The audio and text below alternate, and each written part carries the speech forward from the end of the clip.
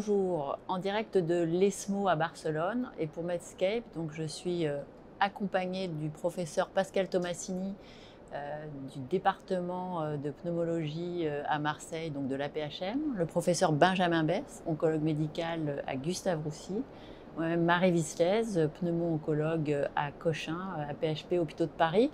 Et donc on va essayer de vous présenter nos coups de cœur de cet ESMO. On va commencer par les stades localisés et on a eu, c'est un coup de cœur même si c'est une déception, c'est un coup de cœur parce que c'est un résultat important, les résultats de l'étude BR31. C'est une étude donc d'adjuvant durvalumab, un anti-PD-L1, testé contre un bras placebo chez des patients avec un cancer du poumon non à petites cellules, stade 2 et 3, complètement resséqué après chimio-adjuvante. Donc cette étude est négative, il n'y a pas de bénéfice au durvalumab par rapport au bras placebo. Est-ce que vous avez des commentaires à faire sur ces résultats? On savait qu'IMpower 010 était positive, on avait Keynote 091 qui avait un double objectif principal, positive en ITT sur toute la population, négative dans le bras, PD-L1 supérieur à 50%. Qu'est-ce que ça vous inspire Pascal?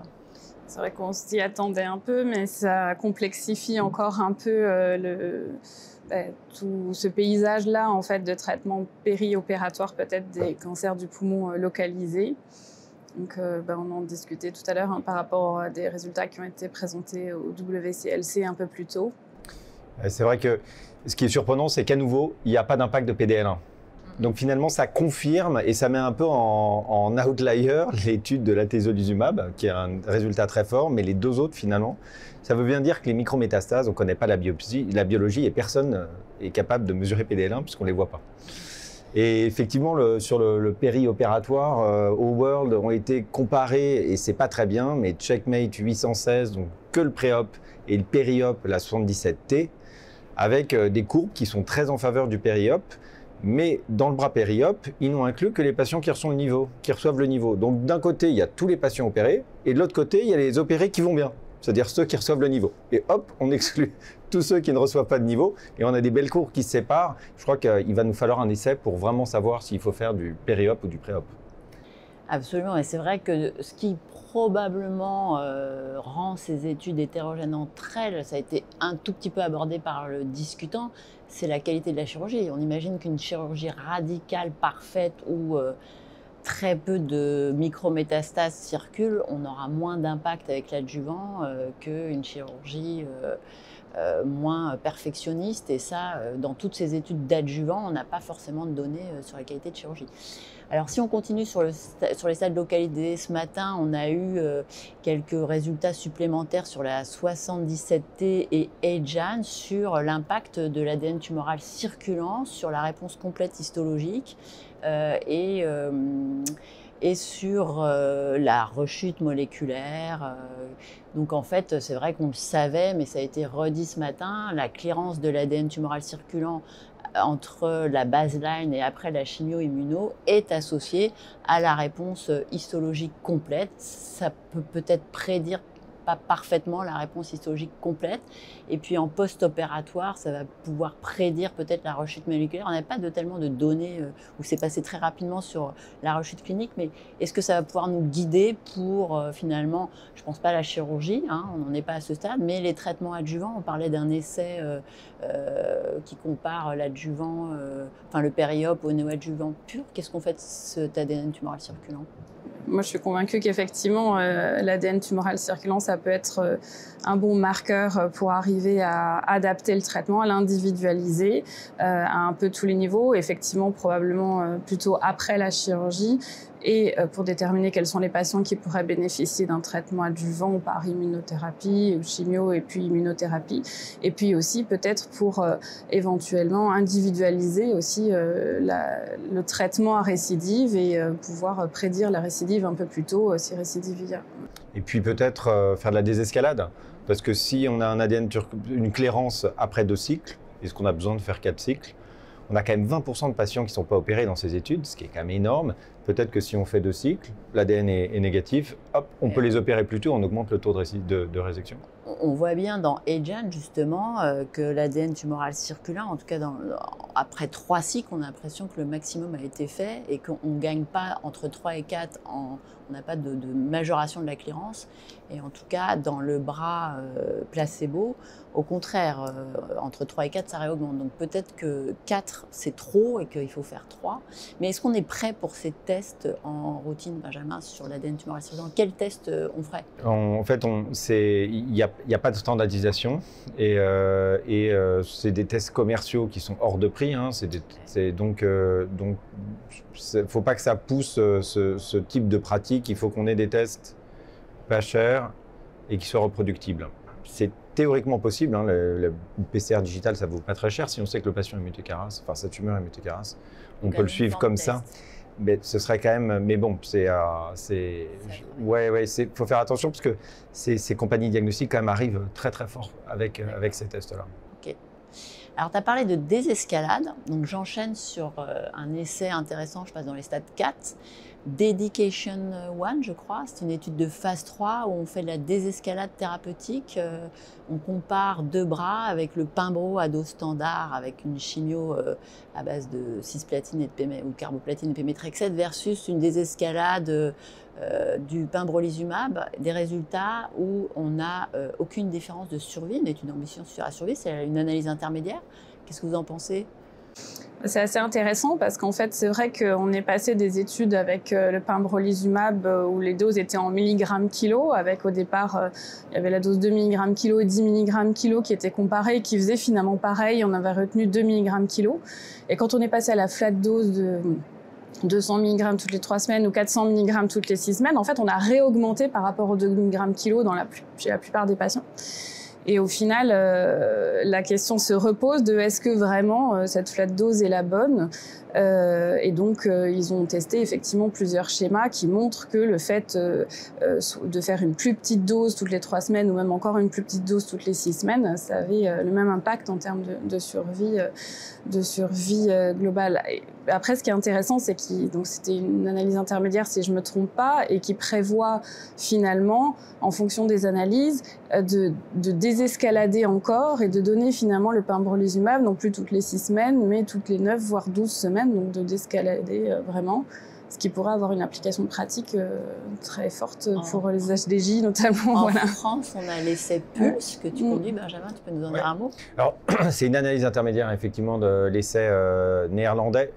Et ça n'est que ça, donc c'est rassurant parce que les courbes sont... Mais en fait, on ne peut absolument pas faire de la désescalade et c'est pour ça que ça n'a pas été un oral, parce que c'est quand même des beaux essais académiques, mais c'est juste un signal qu'a priori, on n'est pas délétère. Mais c'est tout ce qu'on peut dire. Et l'essai PULSE, il va un peu dans le même sens, sauf qu'on fait quand même 4 cycles de chimio-immuno au départ, donc on est sûr de donner une bonne dose et d'atteindre la concentration voulu du Pimbro, et ensuite sur la maintenance, on fait soit 200 toutes les 3 semaines ou 200 toutes les 6 semaines. Ok, super. Donc Pascal, on enchaîne sur l'immunothérapie et les combinaisons dans les stades 4. On nous a rapporté très rapidement les essais Galaxy et Relativity. Qu'est-ce que tu peux en dire?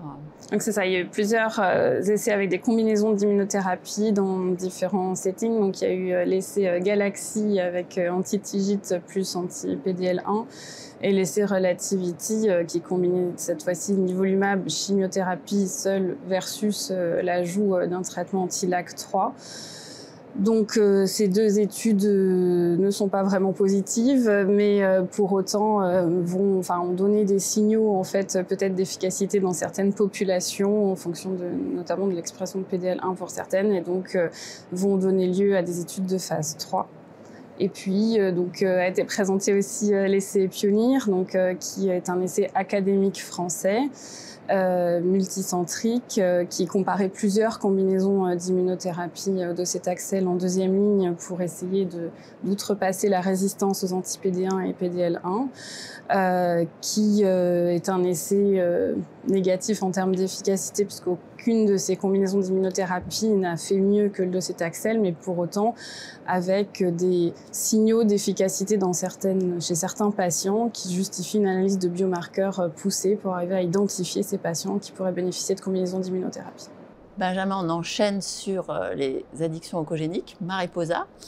Mariposa, ce sont 2 essais. Mariposa première ligne et Mariposa 2 en deuxième ligne. Donc Mariposa compare amivantamab, lazertinib, amylase à osimertinib en première ligne. On sait que l'essai est positif sur la PFS, pas encore sur l'OS, s'il l'est. Et on a les mécanismes de résistance qui sont pour la première fois rapportés. Alors on retrouve dans le Brauzy ce qu'on connaît, c'est-à-dire il y a 13% d'amplification de MET et il y a 7%, 8% de résistance secondaire sur GFR type C797S, etc. Ce qui est étonnant, c'est que quand on regarde le bras amylase, alors on a moins de surexpression de MET, ça c'était amplification de MET, c'était un peu, on diminue par 3, c'était un peu couru. Par contre, on n'a quasiment pas de mutation de résistance de GFR, ça m'a surpris, parce que ça veut dire que vraiment l'amivantamab marche sur les 2 cibles, alors qu'on avait tous un peu le sentiment que c'était peut-être plus MET qui comptait. En fait, c'est bien les 2. Et puis l'essai Mariposa 2, alors là, c'est l'essai qui positionne l'amivantamab en deuxième ligne. On commence par le classique OSI et ensuite on randomise chimio ou chimio-amivantamab. Chimio-amivantamab, on peut le prescrire aujourd'hui en France, on a l'accès précoce et c'est les données de survie globale. Il y a 2 mois d'écart. C'est pas significatif, même si le type est joli, mais c'est pas encore si ça l'est significatif. Ça va dans le sens que l'amivantamab doit a priori faire partie à un moment de l'arsenal. Ça ne répond pas encore à la question est-ce que je le mets en première ligne ou est-ce que je le mets en deuxième ligne. Ok. Et puis pour finir sur une note optimiste, ALK, ROS, on a quand même des nouvelles molécules. Exactement, on a 2 petites molécules de la même biotech qui s'appelle Nuvalent. Il y a le NVL 655 qui a été présenté chez les ALK positifs. Ce sont des patients lourdement pré-traités.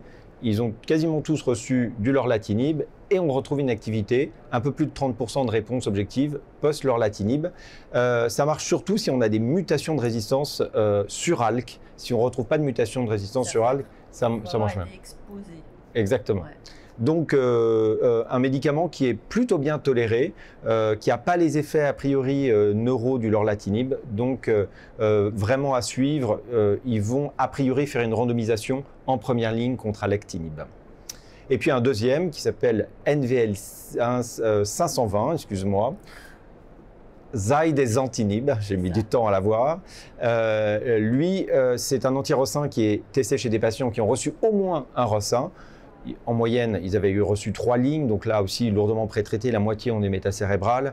Et on a un taux de réponse de 44% dans l'ensemble de la population, en particulier les patients exposés au lorlatinib, mais aussi au repotrectinib. Et le NVL 520 ne touche pas TRK qui donne ces effets neurologiques qui peuvent être un peu gênants.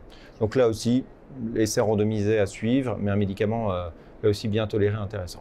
Eh ben, c'est le moment de se quitter. Merci beaucoup Benjamin, merci beaucoup Pascal. On a passé un bon moment et merci pour Medscape de nous avoir accueillis sur ces échanges ESMO 2024. Merci.